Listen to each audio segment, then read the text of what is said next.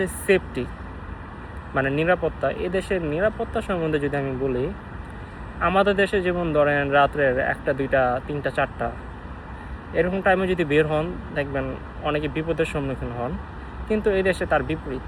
আপনার রাত বলেন দিন বলেন যে টাইমে বলেন আর কি, এদেশে আপনার এই মানে বিপদের সম্মুখীন হতে হয় না। ছিনতাই বলেন বা আপনার মানে পকেট মাইন্ডে দেয় যে এইসব কোনো কিছু হয় না আর কি।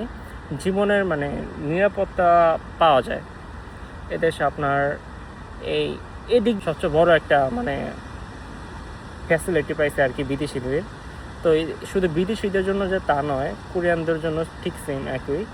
মানে তারা সেফটি দেশ হিসেবে দক্ষিণ কোরিয়া হচ্ছে একটা বেস্ট একটা কান্ট্রি।